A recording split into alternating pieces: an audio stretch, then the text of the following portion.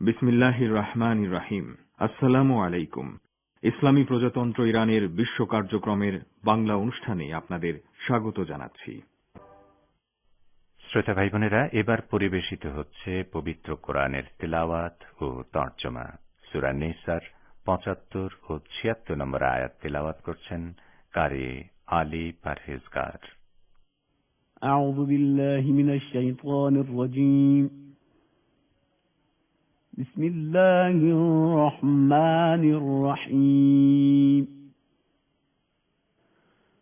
وما لكم لا تقاتلون في سبيل الله والمستضعفين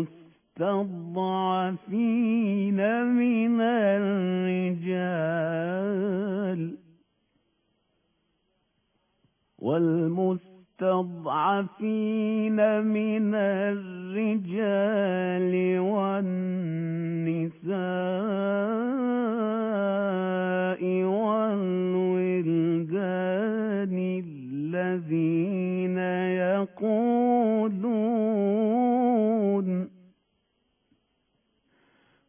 الذين يقولون ربنا أخرجنا من هذه القرية الظالم أهلها واجعل لنا من لدنك وليا واجعل لنا من لدنك نصيرا. الذين آمنوا يقاتلون في سبيل الله والذين كفروا يقاتلون في سبيل الطاغوت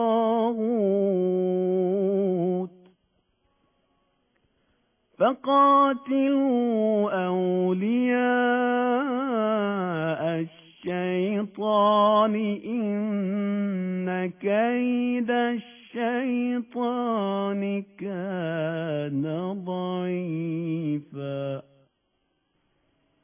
صدق الله العلي العظيم. বিসমিল্লাহির রহমানির রহিম। তোমাদের কি হয়েছে যে তোমরা আল্লাহর পথে এবং অসহায় নরনারী ও শিশুদের জন্য সংগ্রাম করবে না, যারা দুর্বলতার কারণে নির্যাতিত হচ্ছে? তারা ফরিয়াদ করছে, হে আমাদের রব, অত্যাচারীদের এই জনপদ থেকে আমাদের বের করে নিয়ে যাও এবং তোমার পক্ষ থেকে কাউকে আমাদের বন্ধু, অভিভাবক ও সাহায্যকারী তৈরি করে দাও। যারা ঈমানের পথ অবলম্বন করেছে তারা আল্লাহর পথে সংগ্রাম করে, এবং যারা অবিশ্বাসী তারা তাগুতের পথে সংগ্রাম করে। সুতরাং শয়তানের সহযোগীদের সাথে সংগ্রাম করো এবং নিশ্চিত জেনে রাখো, শয়তানের কৌশল আসলে নিতান্তই দুর্বল। সাদাকাল্লাহুল আলিয়্যুল আযীম। শ্রোতা বন্ধুরা, অর্থসহ পবিত্র কোরআনের তেলাওয়াত শুনলেন। আজ রোববার 11 জুলাই, 27 আষাঢ় এবং ফার্সি 20 ধীর। রেডিও তেহরানের নৈশ অধিবেশনের বাংলা অনুষ্ঠানে আপনাদের সবাইকে স্বাগত জানাচ্ছি আমি আশরাফুর রহমান। এই অনুষ্ঠান প্রচারিত হয় বাংলাদেশ সময় রাত 10:23 ভারত সময় রাত 9:53 এবং তেহরান সময় রাত 8:53। আর প্রচারিত হয় বাংলাদেশ ও ভারতে শর্টওয়েভ 41 মিটার ব্যান্ডে 7305 কিলোহার্টজে। ইন্টারনেটে আমাদের অনুষ্ঠান শুনতে এবং ওয়েবসাইট ভিজিট করতে লগ ইন করুন এই ঠিকানায় parstoday.com/bn। আমাদের কাছে ইমেল করার ঠিকানা radiotehran1982@gmail.com অথবা radiotehran@ws.irib.ir। ফেসবুক লাইভে আমাদের অনুষ্ঠান শুনতে পাবেন এই ঠিকানায় www facebook.com/রেডিও তেহরান BN। ইউটিউবে অনুষ্ঠান শোনার ঠিকানা www.youtube.com/রেডিও তেহরান বাংলা 1982। এবারে আজকের অনুষ্ঠান সূচি জানিয়ে দিচ্ছি। শুরুতেই থাকছে যথারীতি বিশ্ব সংবাদ। এতে থাকবে ঢাকা ও কলকাতা থেকে আমাদের সংবাদদাতাদের পাঠানো দুটি বার্তা। এরপর সংবাদ ভাষ্যের অনুষ্ঠান দৃষ্টিপাতে শুনবেন সৌদি নেতৃত্বাধীন জোট ও আল কায়দা সন্ত্রাসীদের বিরুদ্ধে ইয়েমেনের স্বেচ্ছাসেবী ও সেনাবাহিনীর গুরুত্বপূর্ণ সামরিক বিজয় সম্পর্কে আমাদের ভাষ্যকারের একটি পর্যালোচনা এবং বাংলাদেশের রাজধানী ঢাকায় করোনার মাঝেও ডেঙ্গুর সংক্রমণ বৃদ্ধি ও স্বাস্থ্য অধিদপ্তরের সতর্কতা সম্পর্কে আমাদের বিশেষ প্রতিনিধির পাঠানো প্রতিবেদন। সবশেষে সংক্ষিপ্ত সংবাদ, তবে সবকিছুর আগে বিশ্ব সংবাদ।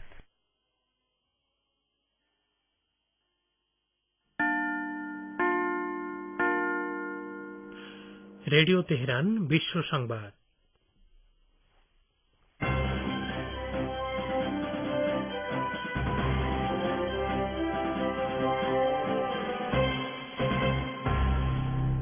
সংবাদ শিরোনাম।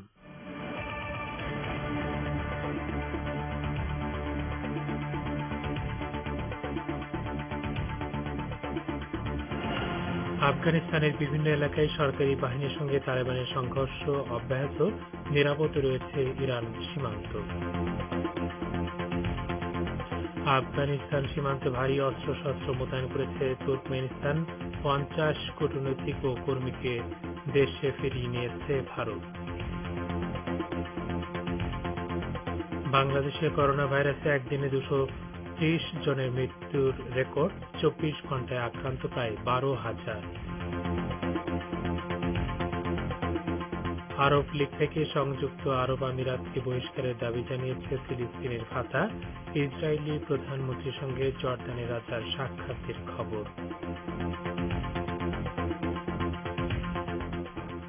আসসালামু আলাইকুম।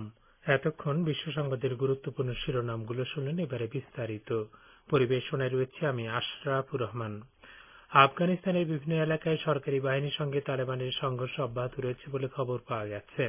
ইরানের সরকারি বার্তা সংস্থা ইরনা এসব সংঘর্ষের খবর জানিয়ে বলেছে, কোন কোন স্থানে আফগান সৈন্যরা তালেবানের অগ্রাভিযান প্রতিহত করেছে, আবার কোন কোন জেলা তালেবানের দখলে চলে গেছে। কান্দাহার প্রদেশের সেনা কমান্ডার মোহাম্মদ সাদেক ইসা জানিয়েছেন, কান্দাহার শহরে তালেবান অস্ত্রধারীদের সঙ্গে তাদের তীব্র সংঘর্ষ হয়েছে। এ সময় আফগান বিমান বাহিনীর হামলায় 70 জন তালেবান নিহত হয়েছে। গজনি শহরের আশপাশে শনিবার দিনভর সংঘর্ষ হয়েছে এবং গজনি সিটি কর্পোরেশন একজন কাউন্সিলর জানিয়েছেন, তালেবান অস্ত্রধারীরা ঘরবাড়িতে ঢুকে সাধারণ মানুষকে জিম্মি করে তাদের সরকারি সেনাদের বিরুদ্ধে মানব ঢাল হিসেবে ব্যবহার করছে। বাগদিস প্রদেশের গভর্নর হিসামউদ্দিন শামস জানিয়েছেন, শুক্রবার রাত থেকে প্রদেশের কালানুর শহরে আবার হামলা চালিয়েছে তালেবান। শামস বলেন, বাগদিসের প্রাদেশিক পরিষদের 2 সদস্য ফরিদ আকিজি এবং খানজান জাফর সরকার পক্ষ ত্যাগ করে তালেবানে যোগ দিয়েছে। এদিকে আফগানিস্তানের সাবেক মুজাহিদ কমান্ডার ইসমাইল খান তালেবানের বিরুদ্ধে অস্ত্র তুলে নেওয়ার আহ্বান জানিয়েছেন। তিনি বলেছেন, শুধু হেরাত নয়, আফগানিস্তানের গোটা দক্ষিণ পশ্চিমাঞ্চল তালেবানের দখলমুক্ত করার জন্য তিনি গণবাহিনীর সঙ্গে লড়াই করবেন। প্রেসিডেন্ট আশরাফ গনি নেতৃত্বাধীন আফগান সরকার ইসমাইল খানের এই উদ্যোগকে স্বাগত জানিয়েছেন। গত কয়েকদিন ধরে তালেবানের বরাত দিয়ে কোনো কোনো পশ্চিমা গণমাধ্যম খবর দিয়েছে, আফগানিস্তানের শতকরা 85% এলাকা তালেবান দখল করে নিয়েছে। তবে আফগান সরকার এই খবরের সত্যতা প্রত্যাখ্যান করে বলেছে, তালেবান যদি এত বিশাল এলাকা দখল করত তাহলে তাদের নেতারা এখন পাকিস্তানে অবস্থান করতেন না। আফগানিস্তানে 20 বছরের দখলদারিত্বের অবসান ঘটিয়ে যখন মার্কিন সেনারা দেশটি থেকে চলে যাচ্ছে, তখন আফগানিস্তানের তালেবানের সঙ্গে সরকারি বাহিনীর সংঘর্ষের খবর আসছে। ইরানের ইসলামী বিপ্লবী গার্ড বাহিনী বা IRGCর পদাতিক বাহিনীর commander brigadier general Mohammad Pakpour বলেছেন, দেশের সীমান্তে সার্বক্ষণিক গোয়েন্দা পর্যবেক্ষণ অব্যাহত রয়েছে। প্রতিবেশী দেশ আফগানিস্তানে তালেবান হামলা বৃদ্ধি পাওয়ার পরিপ্রেক্ষিতে তিনি আজ একথা বলেন। পাকপুর দোগারুন সীমান্ত এলাকা সফর করেন এবং সেখানকার সার্বিক পরিস্থিতি সম্পর্কে খোঁজ খবর নেন। পাকপুর সেখানে পৌঁছে আরো বলেছেন, ইরান আফগান সীমান্তে পরিপূর্ণ নিরাপত্তা বিরাজ করছে। গত কয়েকদিন ধরে সীমান্তের ওপারে নানা ঘটনা ঘটছে, তবে ইরান সীমান্তে কোনো ধরনের অপ্রীতিকর ঘটনা ঘটেনি, উদ্বেগের কিছু নেই। আইআরজিসির এই কমান্ডার বলেন, আফগানিস্তানের সংঘাতময় পরিস্থিতি বিরাজ করছে। এই পরিস্থিতিতে কোন চক্র ইরান ভূখণ্ডে অনুপ্রবেশের চেষ্টা করতে পারে। এ ধরনের প্রচেষ্টা কঠোরভাবে মোকাবেলা করতে ইরানের সশস্ত্র বাহিনী প্রস্তুত রয়েছে। ইরানের কোন সীমান্ত এলাকায় বিন্দু পরিমাণ সমস্যা সৃষ্টি করার সুযোগ দেয়া হবে না বলে তিনি জানান। আফগানিস্তান সীমান্তে ভারী সামরিক সরঞ্জাম পাঠিয়েছে তুর্কমেনিস্তান। ইরানের ফার্স বার্তা সংস্থা জানিয়েছে, আফগান সীমান্তের সুরখাবাদ শহরে তুর্কমেনিস্তানের সামরিক বহর পৌঁছেছে। আফগান সীমান্ত থেকে 4 কিলোমিটার দূরে সামরিক সরঞ্জাম মোতায়েন করা হয়েছে। এ পর্যন্ত যেসব অস্ত্র মোতায়েন করা হয়েছে তার মধ্যে ট্যাঙ্ক, কামান ও সাঁচোয়া যান রয়েছে। আরও অস্ত্র পাঠানোর প্রস্তুতি চলছে। আফগানিস্তানে তালেবান সেদেশের সীমান্তবর্তী এলাকা দখলে নেওয়ার পর তুর্কমেনিস্তান সীমান্তে সামরিক শক্তি বাড়ানো হলো। আফগান সংবাদ মাধ্যমগুলো জানিয়েছে, আফগানিস্তানের পশ্চিমের হেরাত প্রদেশের 2টি শহর দখলে নিয়েছে তালেবানরা। এর মধ্যে একটি হচ্ছে ইসলাম কারা শহর, যা ইরান সীমান্তে অবস্থিত। অপরটি হচ্ছে তুর্কমেনিস্তান সীমান্তের তুরগুন্দি। তুরগুন্দি শহর দখলের লড়াই চলাকালে তালেবান ও সরকারি সেনাবাহিনীর মধ্যে গোলা বিনিময় হয়েছে। উভয় পক্ষ মর্টার শেল ব্যবহার করেছে। গোলা ও মর্টার শেল গিয়ে তুর্কমেনিস্তানের ভূখণ্ডেও পড়েছে। আফগানিস্তান থেকে 50 জন কূটনৈতিক এবং নিরাপত্তা কর্মীকে দেশে ফিরিয়ে নিয়েছে ভারত। এরা সবাই আফগানিস্তানের দক্ষিণাঞ্চলীয় কান্দাহারের ভারতীয় কনসুলেটে কর্মরত ছিলেন।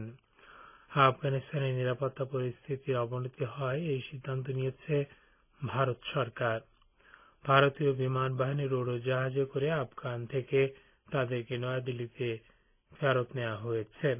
কান্দাহারে ভারতীয় কনসুলেটে কূটনীতিকদের পাশাপাশি সাধারণ কর্মী এবং নিরাপত্তারক্ষী মোতায়েন ছিল। আপনারা বিশ্ব সংবাদ শুনছেন রেডিও তেহরান থেকে। বাংলাদেশ জাতীয়তাবাদী দল বিএনপি বলেছে, সাবেক প্রধানমন্ত্রী খালেদা জিয়াকে আটকে রেখে বিদেশে সুচিকিৎসার সুযোগ না দেওয়া গুরুতর মানবাধিকার লঙ্ঘন। বিএনপির সর্বোচ্চ নীতি নির্ধারণী ফোরাম জাতীয় স্থায়ী কমিটির এক বৈঠক থেকে এই মন্তব্য করা হয়েছে। বিস্তারিত বলছেন ঢাকা থেকে আব্দুর রহমান খান।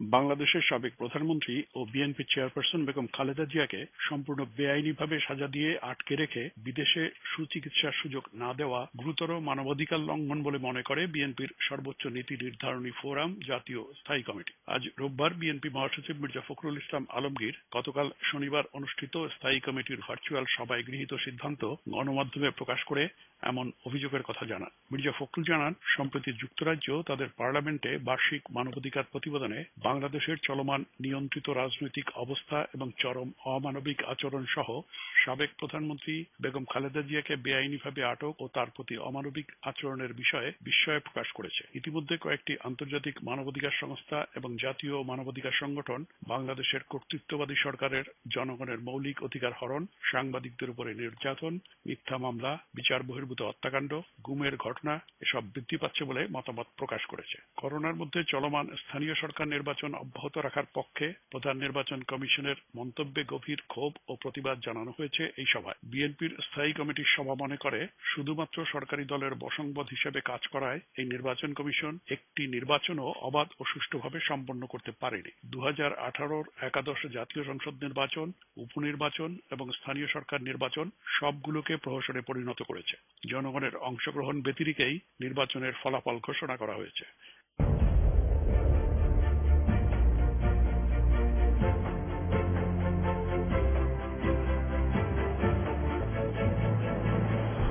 রেডিও তেহরান, খবরের সঙ্গে 24 ঘন্টা। ভিজিট করুন আমাদের ওয়েব পেজ farstoday.com/bn।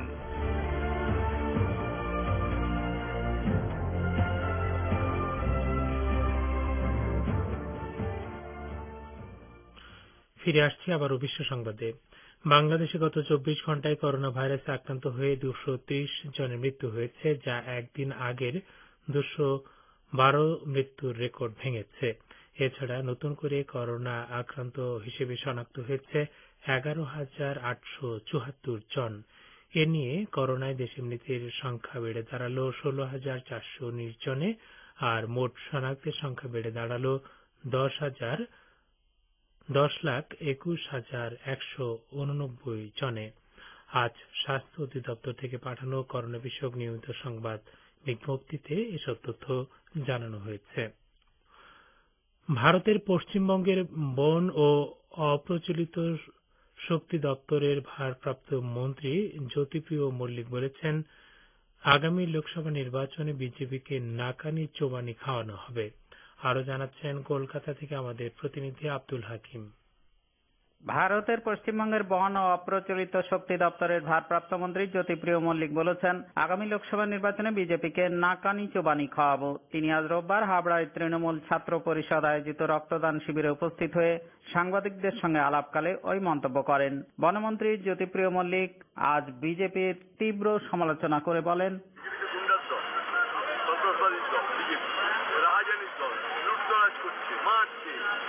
এমপি কারা বুঝতে পারছে না? বিজেপির কেন্দ্রীয় মন্ত্রী হয়েছে, দেখেছেন? স্বরাষ্ট্র দপ্তরের মন্ত্রী হয়েছেন, কেন্দ্রের প্রতিমন্ত্রী, তার নামে ফৌজদারি মামলা।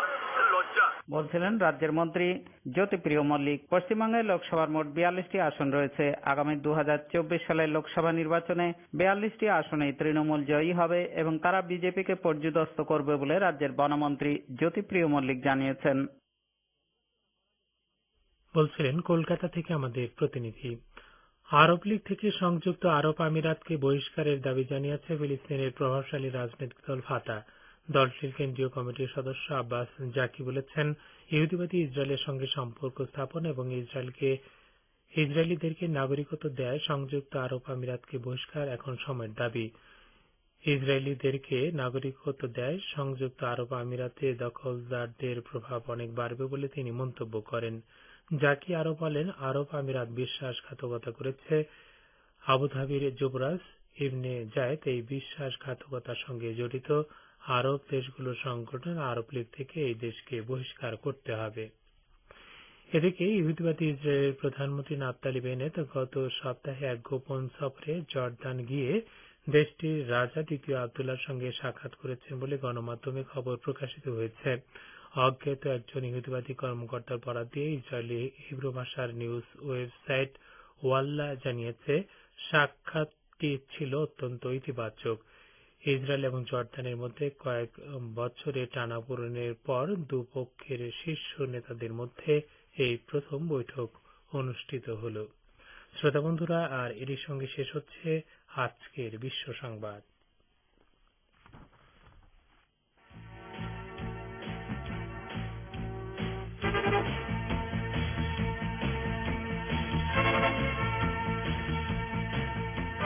বিশ্ব সংবাদ শুনলেন রেডিও তেহরান থেকে। এবারে আমন্ত্রণ জানাচ্ছি সংবাদ ভাষ্যের অনুষ্ঠান দৃষ্টিপাতে। ইয়েমেনের সেনাবাহিনী ও স্বেচ্ছাসেবী বাহিনী আল বিজায়া প্রদেশে সৌদি নেতৃত্বাধীন জোট এবং আল কায়েদা সন্ত্রাসীদের বিরুদ্ধে গুরুত্বপূর্ণ বিজয় অর্জন করেছে। এই সামরিক বিজয়ের গুরুত্ব সম্পর্কে দৃষ্টিপাতে প্রথমে রয়েছে আমাদের ভাষ্যকারের একটি পর্যালোচনা। পরিবেশন করছেন রেজওয়ান হোসেন। ইয়েমেনের সেনাবাহিনী ও স্বেচ্ছাসেবী বাহিনী আল বিজায়া প্রদেশে সৌদি নেতৃত্বাধীন জোট ও আল কায়েদা সন্ত্রাসীদের বিরুদ্ধে গুরুত্বপূর্ণ সামরিক বিজয় অর্জন করেছে। সৌদি মদতপুষ্ট আল কায়দা সন্ত্রাসীরা আল বিজায়া প্রদেশে জড়ো হলে ইয়েমেনের সরকারি সেনা ও স্বেচ্ছাসেবী বাহিনী তাদের বিরুদ্ধে সাঁড়াশি অভিযান শুরু করে। ফলে গত কদিন ধরে সেখানে প্রচণ্ড লড়াই চলে। শেষ পর্যন্ত ইয়েমেনের যোদ্ধারা আল কায়দা সন্ত্রাসীদের বিরুদ্ধে বড় ধরনের সাফল্য অর্জন করে এবং সন্ত্রাসীরা পিছু হটতে বাধ্য হয়। আল কায়দার এক নেতা টুইটার বার্তায় পরাজয়ের কথা স্বীকার করেছে। পর্যবেক্ষকরা বলছেন, আল বিজায়া প্রদেশে ইয়েমেনের প্রতিরোধ যোদ্ধাদের বিজয় খুবই গুরুত্বপূর্ণ। এই যুদ্ধের মাধ্যমে আল কায়দার সন্ত্রাসী ও সৌদি নেতৃত্বাধীন জোটের সম্পর্কের বিষয়টি প্রকাশ্যে এসেছে। কারণ যুদ্ধ চলাকালে সৌদি নেতৃত্বাধীন জোট বাহিনী আল কায়দাকে সব রকমের সহযোগিতা দিয়েছিল, কিন্তু তারপরও ইয়েমেনের বীর যোদ্ধারা আল কায়দাকে পরাজিত করতে সক্ষম হয়। ইয়েমেনের একজন রাজনীতিবিদ আব্দুস সালাম আল হাকিমি বলেছেন, আল কায়দা, সালাফি, দায়েশ বা আইএস জঙ্গি সহ অন্যান্য সন্ত্রাসী গ্রুপগুলোর সঙ্গে সৌদি নেতৃত্বাধীন সামরিক জোটের সম্পর্ক আছে, যাদের পেছনে ইসরায়েল ও যুক্তরাষ্ট্র সহ পাশ্চাত্যের বৃহৎ শক্তিগুলোর সমর্থন রয়েছে। দ্বিতীয় বিষয়টি হচ্ছে, ইয়েমেনের সেনাবাহিনী ও স্বেচ্ছাসেবী বাহিনীর অন্যতম লক্ষ্য হচ্ছে মারিব প্রদেশ পুরোপুরি নিয়ন্ত্রণে নেয়া। আল বিজায়া প্রদেশ সন্ত্রাসমুক্ত করার ফলে মারিব প্রদেশে বিজয় অর্জনের পথ সহজ হয়ে গেল। তৃতীয় বিষয়টি হচ্ছে, আল বিজায়া প্রদেশ ভৌগোলিক দিক দিয়ে অত্যন্ত গুরুত্বপূর্ণ জায়গায় অবস্থিত, কেননা সানা সহ মোট 8টি প্রদেশ আল বিজায়া প্রদেশকে ঘিরে রেখেছে এবং এখান থেকে ওই 8টি প্রদেশের সঙ্গে সরাসরি যোগাযোগের সুযোগ রয়েছে। এ কারণে সৌদি নেতৃত্বাধীন সামরিক জোট ও আল কায়দার সন্ত্রাসীরা আল বিজায়াকে তাদের গুরুত্বপূর্ণ ঘাঁটি হিসেবে ব্যবহার করত। এ কারণে ইয়েমেনি যোদ্ধারা আল বিজায়া থেকে সন্ত্রাসীদের উৎখাত করায় এখন রাজধানী সানায় হুথি সমর্থিত ইসলামী সালভেশন সরকারের উপর চাপ অনেকটাই কমে আসবে বলে মনে করা হচ্ছে। আরেকটি বিষয় হচ্ছে, আল কায়দার বিরুদ্ধে এ বিজয়ের ফলে নিঃসন্দেহে ইয়েমেনি যোদ্ধাদের মনোবল বহুগুণে বেড়ে যাবে। এসব কারণে আল বিজায়া প্রদেশে ইয়েমেনিদের বিজয়কে অনেক গুরুত্বপূর্ণ বলে পর্যবেক্ষকরা মনে করছেন।